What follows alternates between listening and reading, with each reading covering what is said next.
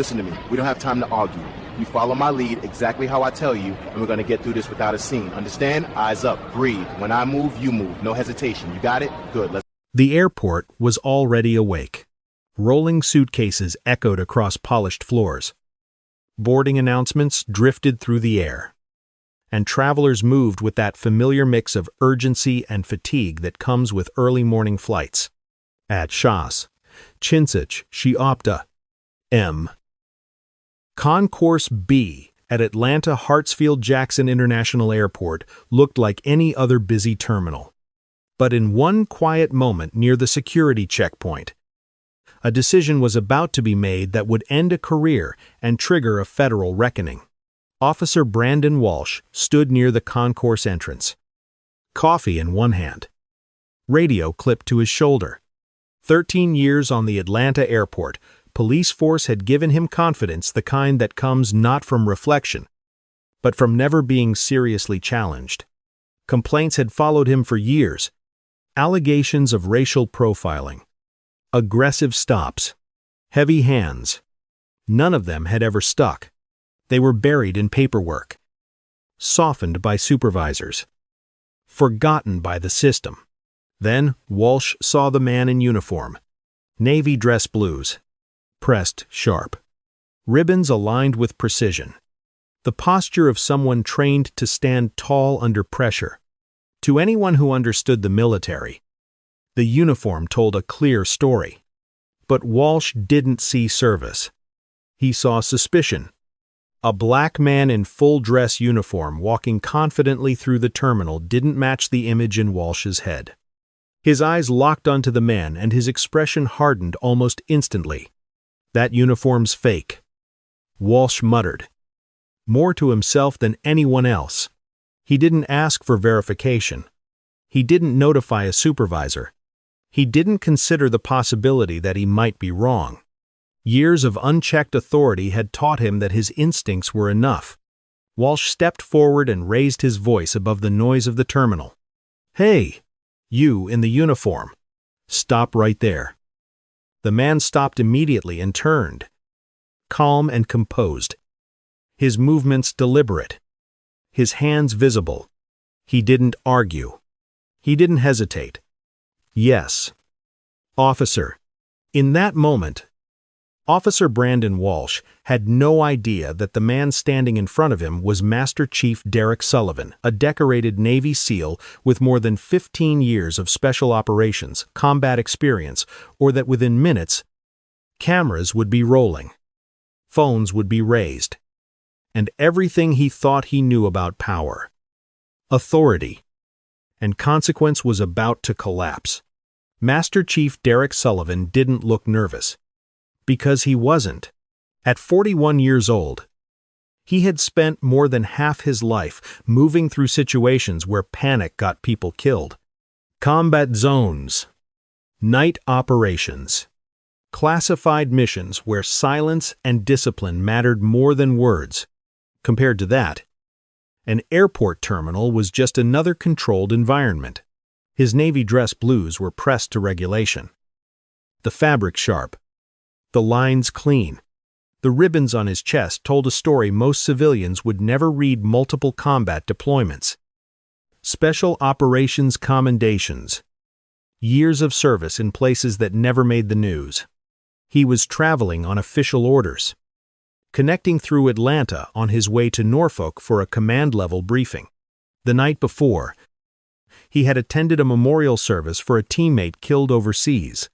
Out of respect, and because he was moving directly between commands, he had stayed in uniform. When Officer Walsh called out to him, Sullivan stopped without hesitation. He turned slowly, keeping his hands visible, posture relaxed but upright. Years of training guided every movement. He had nothing to hide, nothing to fear, and no reason to escalate. "Yes, officer," Sullivan said evenly. "How can I help you?" Walsh closed the distance between them, standing closer than necessary, his eyes scanning the uniform, the rank insignia, the ribbons, There was no curiosity in his expression. No professional neutrality, only suspicion. "Where are you coming from?" Walsh asked. "Official travel." Sullivan replied, "I'm connecting through here." Walsh's jaw tightened. "You got orders on you?" "Yes." "Sir, I have my military ID and my travel orders." Instead of easing the tension, the answer seemed to deepen it. Walsh's tone sharpened. "Keep your hands where I can see them." Sullivan complied immediately. Palms open. Movements slow and deliberate. He had been trained his entire career to respect authority, even when authority didn't return the respect. Standing a few steps behind Walsh, Officer Ryan Pierce shifted his weight and watched in silence. 5 years on the job had taught him that questioning Walsh's decisions only made things worse. It was easier to stay quiet, easier to follow along. Walsh took another step forward and spoke low, but loud enough to be heard. "A lot of people wear uniforms they didn't earn." Sullivan met his eyes, calm but alert, unaware that in Walsh's mind, the stop had already moved from verification to accusation. Walsh's gaze lingered on the uniform longer than it needed to. He wasn't inspecting it the way a professional would. He was measuring it against a picture already formed in his head, one shaped by years of unchecked assumptions. The precision of the ribbons, the placement of the insignia. Even Sullivan's posture should have ended the encounter. Instead, they seemed to irritate him. "You fit a description," Walsh said flatly. Sullivan frowned slightly. Not in anger, but in confusion. "What description?" "Officer." That simple question, calm, reasonable, and entirely lawful, landed the wrong way. Walsh's shoulders stiffened. His tone shifted from suspicious to confrontational. "Don't play games with me," he snapped. "We get alerts all the time. Stolen velour. People pretending to be military." Sullivan took a slow breath. "Officer, I'm a Master Chief Petty Officer in the United States Navy. You can verify that with my military ID." Walsh shook his head, a thin, dismissive smile crossing his face. "We'll verify whatever we need to verify," he said. "Right now. I need you to do exactly what I tell you." Behind him, Officer Pierce stepped closer, positioning himself slightly to Sullivan's side. It wasn't an order. It was muscle memory, the quiet signal that this wasn't just a conversation anymore. Sullivan noticed the shift, the subtle tightening of space, the way the air around him felt heavier. "I'm complying, officer," he said evenly. "I just want to understand why I'm being stopped." Walsh leaned in, his voice dropping, sharp with contempt. "A lot of people think wearing a uniform gets them a free pass," he said. "You people especially." The words hung in the air, ugly and unmistakable. Sullivan's jaw tightened, but his voice stayed controlled. "With respect, sir, I'm traveling on official orders. You can confirm everything I've told you." Walsh straightened and took a half step back, as if he had just made up his mind. "Turn around," he ordered. "For what reason?" Sullivan asked. "Because I said so." In that moment, the stop crossed an invisible line from verification into authority, asserted for its own sake, and neither man yet realized how many cameras were already capturing every word. Sullivan hesitated for half a second, not out of defiance, but calculation. Years of training had taught him that moments like this could pivot in either direction. He chose the path of compliance. "Understood," he said calmly. He turned slowly, deliberately, making sure his movements were visible and non-threatening. He placed his hands behind his back, palms open, fingers relaxed. "I'm not resisting," he said. clearly and out loud. Walsh moved in immediately. He grabbed Sullivan's right wrist and yanked it upward higher than necessary, twisting the shoulder just enough to cause pain. It wasn't an accident. It was a test. "You're tense," Walsh said. "I'm standing still," Sullivan replied, his voice steady despite the sharp pain shooting through his shoulder. "I'm complying." Behind them, Officer Pierce stepped closer, boxing Sullivan in without a word. The space around Sullivan tightened. What had started as a stop now felt like containment. People nearby began to notice. A woman pushing a stroller slowed her pace. A middle-aged man in a baseball cap stopped walking altogether. The ambient noise of the terminal dipped as attention shifted toward the confrontation. Walsh leaned closer to Pierce and muttered, not quite as quietly as he thought, "Watch him. These guys snap." Sullivan heard every word. "That's not accurate." "Officer," he said, turning his head slightly, "I haven't done anything aggressive." Walsh's temper flared instantly. "Don't tell me what's accurate," he snapped. "You don't look like a Master Chief. You don't look like you belong in that uniform." The words cut deeper than the grip on Sullivan's arm, but his response stayed measured. "You don't get to decide that," he said. That was all it took. Walsh's hand drove hard into Sullivan's upper back without warning. The sudden force knocked Sullivan forward, his balance breaking as Walsh shoved him again. "Get down," Walsh shouted. "I'm not resisting," Sullivan said, the words barely out before gravity took over. Pierce grabbed Sullivan's arm at the same time, and the combined momentum sent all three men forward. Sullivan's knees hit the polished tile first, then his shoulder, then his face. The sound echoed across the concourse sharp, sickening, and impossible to ignore. In that instant, what had been a questionable stop became something far worse. And the terminal around them went silent as people realized they were witnessing a line being violently crossed. The sound of Sullivan's body hitting the floor cut through the terminal like a crack of thunder. For a split second, everything froze. Then voices erupted, gasps, sharp intakes of breath. A child asking what was happening. The polished tile beneath Sullivan's face was cold and unforgiving, the taste of metal filling his mouth as he instinctively clenched his jaw. "Stop moving," Walsh shouted. Sullivan didn't move. He lay still, one cheek pressed flat against the floor, breathing slow and controlled, the way he had been trained to do under pressure. "I'm not moving," he said clearly. "I'm not resisting." Walsh dropped his knee between Sullivan's shoulder blades and drove his weight down, pinning him to the ground. The pressure forced the air from Sullivan's lungs, sending a sharp jolt through his spine. "You should have thought about that before you got mouthy," Walsh said, his voice tight with anger.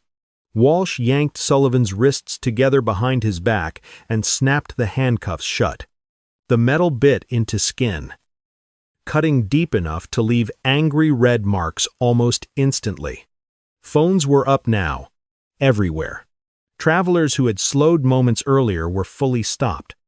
Multiple angles, multiple cameras, every word, every movement captured without Walsh noticing the blinking red light on his own body camera. "Keep walking," Officer Pierce said to the growing crowd, his voice lacking conviction. "Clear the area." No one listened.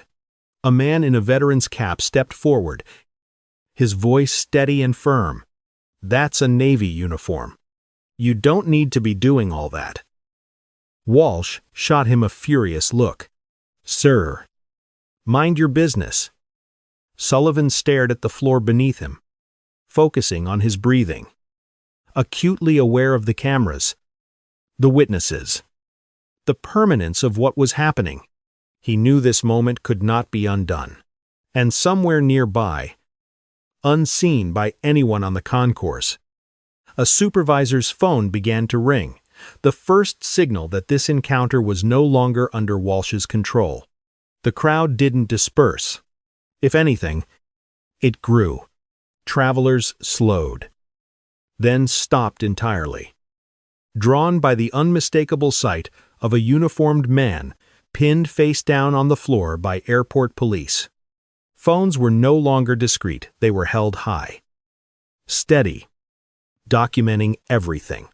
The terminal's ambient noise faded into a tense, watchful silence. "Clear the area," Pierce repeated. Louder this time. "You need to keep moving." Still.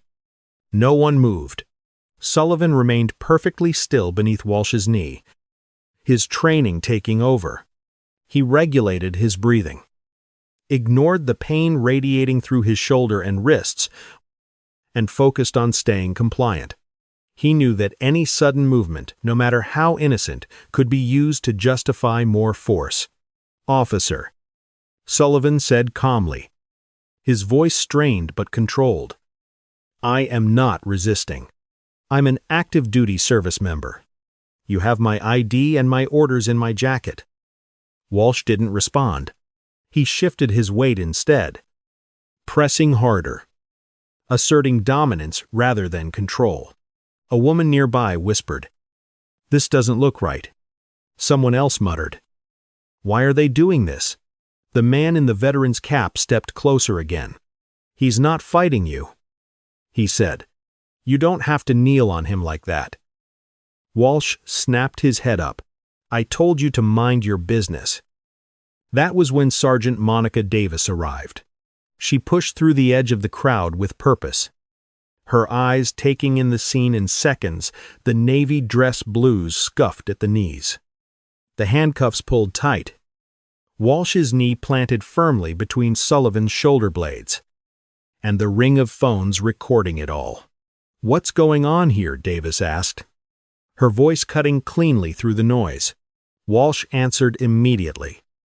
Fast and defensive. Possible impersonation. "Sergeant. Subject got aggressive when we tried to verify his credentials." Sullivan turned his head just enough to speak. "Sergeant. I complied with every command. I'm an active-duty Navy SEAL traveling on official orders." Davis looked down at him, then back at Walsh. Her expression didn't soften, it sharpened. "Take your knee off his back," she said.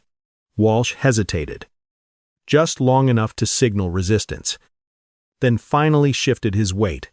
In that moment, with witnesses watching and cameras rolling, control of the situation began to slip from Walsh's hands, and for the first time that morning, the power dynamic started to change. Sergeant Davis knelt beside Sullivan, keeping her movements calm and deliberate. She had been on airport security for more than a decade and had learned to read scenes quickly. This one told her everything she needed to know. "Master Chief," she said evenly, "I need to see your identification." Walsh reached into Sullivan's jacket before Davis could stop him, pulling out a military ID and a folded set of papers. His jaw was tight, his movements sharp, clearly irritated at being questioned in front of witnesses. Davis took the ID and studied it carefully. The photo matched the man on the floor. The name read Sullivan. Derrick. Rank Master Chief Petty Officer. She unfolded the travel orders and scanned them line by line. Norfolk Naval Station. Command briefing. Official military travel. Everything was legitimate. "Master Chief. Your active duty?" Davis asked. "Yes, ma'am," Sullivan replied. "Naval Special Warfare." Davis stood and turned toward Walsh. Her voice hardened. "Then why is he in handcuffs?" Walsh crossed his arms slightly. He was evasive, wouldn't answer questions properly, got an attitude when we pressed him. Sullivan responded without raising his voice. "I answered every question. When I asked why I was being stopped, that's when Officer Walsh put his hands on me and forced me to the ground." The man in the veteran's cap spoke up again. Louder now. That's exactly what happened. We all saw it. Several heads in the crowd nodded in agreement. Phones remained steady. Recording. Davis raised her hand toward the crowd, then looked back at Walsh. That's enough. Take the cuffs off him. Now. Pierce glanced at Walsh, uncertainty flickering across his face. We still need to verify everything. Walsh said, anyone can print fake military IDs. Davis didn't blink. You already verified it. And standard procedure does not involve slamming a compliant service member face first onto the floor. There was a beat of silence. Then Walsh unlocked the cuffs. As Sullivan slowly brought his hands forward, deep red marks circled both wrists, visible proof of a moment that could no longer be denied or undone. Sullivan pushed himself up slowly, careful with his movements, testing his shoulder before fully standing. His uniform was scuffed at the knee and elbow, the crisp lines broken by the rough contact with the floor. The red marks on his wrists stood out starkly against his skin. Sergeant Davis watched him closely. Are you injured? My face hit the floor pretty hard. Sullivan said evenly. My shoulder's sore. But I'm all right. He paused, then added quietly. I want everything that just happened documented. It will be. Davis replied without hesitation. We're going to do this by the book. Behind her. Walsh exhaled sharply, his irritation slipping into open contempt. He's fine. He's just trying to make this into something bigger than it is. Sullivan turned to face him, his voice calm but firm. You made it what it is when you decided I didn't belong in my own uniform. Davis stepped between them immediately. Both of you, step back. She raised her radio and keyed it once, her tone controlled but urgent. Chief Martinez. This is Sergeant Davis in Concourse B. I have a use of force incident involving an active-duty Navy SEAL in full dress uniform. Body cameras are active. Multiple civilian witnesses. I need you here immediately. Walsh's head snapped toward her. For what we handled the situation. No. Davis said, meeting his eyes. You escalated it.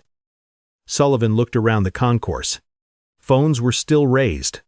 Travelers whispered to one another. The moment had shifted. The authority Walsh relied on was no longer unquestioned. Minutes later, footsteps approached with purpose.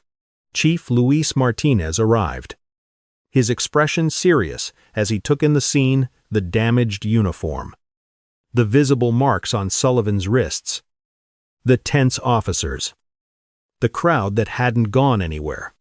What happened? Martinez asked. Davis didn't hesitate. Chief. This was an unnecessary and excessive use of force on a fully compliant active-duty service member. Martinez looked at Walsh. Hand in your radio, he said. Walsh stiffened.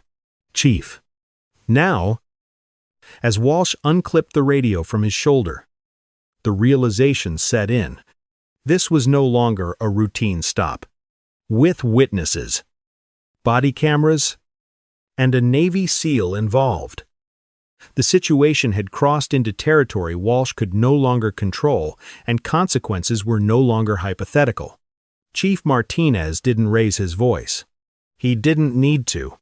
The calm in his tone carried more weight than shouting ever could. He looked from Sergeant Davis to Sullivan, then back to Walsh and Pierce, taking in every detail: the scuffed uniform, the red marks on Sullivan's wrists, the crowd still filming, the blinking body cameras quietly recording everything. Master Chief, Martinez said, turning to Sullivan, is it accurate that you complied with every command? Yes, sir. Sullivan replied. I never resisted. I asked why I was being stopped. That's when Officer Walsh put his hands on me. Martinez nodded once, then turned back to Walsh. Why was force used? Walsh straightened. Possible a stolen velour. Chief. He became argumentative when we attempted to verify his identity. Before Martinez could respond, a voice from the crowd cut in. That's not true. The veteran in the cap said, he was calm the whole time. You slammed him. Martinez held up a hand toward the crowd. Thank you. We have enough witnesses. He turned back to Walsh and Pierce. Both of you are being pulled off duty effective immediately. Hand in your radios and do not leave this area. Pierce complied without a word. Walsh hesitated. His jaw clenched. Chief, this is getting blown way out of proportion. Martinez met his eyes steadily. If that body camera shows what I think it shows, this just became much bigger than an internal issue. He turned to Davis. Preserve all body camera footage. Nothing gets deleted. Nothing gets edited. Davis nodded and immediately relayed the order. Martinez then pulled his phone from his pocket and stepped a few feet away. His voice low but urgent as he spoke. I need to notify Naval Special Warfare Command. We have an active duty Master Chief involved in a use-of-force incident. Sullivan understood instantly what that meant. Once military command and federal agencies were notified, this would no longer be handled quietly. NCIS would be involved. The Department of Defense would be looped in. The Department of Justice would follow. Walsh watched the chief make the call. The confidence he'd carried all morning beginning to drain from his face. For the first time, he realized that this wasn't just a complaint, or a bad stop, or an argument that could be written away. This was evidence, and evidence doesn't care about rank, excuse, or instinct. The shift happened quietly, but it was unmistakable. Within minutes, the tone around the concourse changed. Supervisors arrived. A small perimeter was formed, not to protect the officers, but to preserve the scene. Sergeant Davis escorted Sullivan toward a quieter office nearby, keeping a respectful distance. Her posture signaling that he was no longer a suspect, he was the priority. As they walked, Sullivan felt the dull ache in his shoulder deepen, the stiffness setting in now that the adrenaline was fading. He ignored it. His focus stayed forward. Years of training had taught him how to compartmentalize pain. What mattered now was documentation. Behind them, Walsh and Pierce stood off to the side. Radios surrendered. Body cameras still attached. The authority Walsh had relied on all morning was gone. He spoke in low, frustrated bursts. But no one was listening anymore. Inside the office, Chief Martinez closed the door and turned to Sullivan. His voice measured and professional. Master Chief, I've contacted your command duty officer. They're notifying NCIS and looping in Department of Defense Legal Counsel. Sullivan nodded once. That's appropriate. Sir. Martinez hesitated briefly, then asked the question he already suspected the answer to. Were any racially charged or discriminatory statements made during the encounter? Sullivan didn't hesitate. Yes, sir. And they're on the body camera. Martinez exhaled slowly. He knew exactly how that would play at the federal level. Outside the office, a technician from the department's evidence unit began downloading body camera footage. Files were tagged as priority and locked from deletion. A secure link was sent to Internal Affairs. Another went to the city's legal office. A third, at Martinez's direction, was transmitted to a federal liaison number that rarely got used. Down the hall, Walsh noticed the change in body language from passing supervisors. No nods, no casual acknowledgement, just tight expressions and clipped movements. A captain approached him and spoke quietly but firmly. Officer Walsh, you're on administrative leave effective immediately. Turn in your sidearm. Walsh stiffened. For what? We haven't even given statements. You will, the captain replied, but not today. And not on the floor. As Walsh unclipped his holster, the reality finally set in. This wasn't a situation that would fade by the end of the shift. This was the beginning of the end. By early afternoon, the story had already moved beyond the airport. In a secured conference room inside the Department of Defense, a still image from a body camera was frozen on a large screen. It showed a black man in navy dress blues face down on a terminal floor, hands cuffed behind his back. A police officer's knee pressed between his shoulder blades. No sound, no narration, just the image. A senior official studied it for a long moment. Which department? He asked. Atlanta Airport Police. A staffer replied, 2 officers involved. One has multiple prior complaints for racial profiling that were never formally sustained. And the service member, Master Chief Derek Sullivan, Naval Special Warfare, 15+ years of service, multiple combat deployments, clean record. The official nodded once. Then this will be handled at the highest level. No quiet resolution. Back in Atlanta, Internal Affairs conducted its first full review of the footage. The shove, the takedown, the language, the lack of resistance. The investigator paused the video and looked around the room. That's excessive force, she said plainly. And that language establishes bias. Across town, Walsh sat in his living room watching the evening news. The headline scrolled across the screen, Airport Officers Under Federal Investigation After Violent Detention of Navy SEAL. His phone buzzed. It was Pierce. They took my badge today. Pierce said quietly. They played the footage. Brandon, the things you said. They're calling it racial bias. Walsh stared at the screen. I was doing my job, he replied. But the words sounded hollow even to him. Within days, the findings were formalized. Walsh was terminated for gross misconduct, excessive force, racial discrimination, and falsifying his report. His law enforcement certification was revoked permanently. Pierce was fired for failure to intervene. 2 supervisors who had ignored prior complaints were disciplined. The department entered a federal consent decree mandating independent oversight, bias training, and external review of all use of force incidents. The careers were over. Not reassigned. Not suspended. Ended. The legal aftermath moved quickly. And it moved decisively. Master Chief Derek Sullivan filed a federal civil rights lawsuit citing unlawful detention, excessive force, and racial profiling.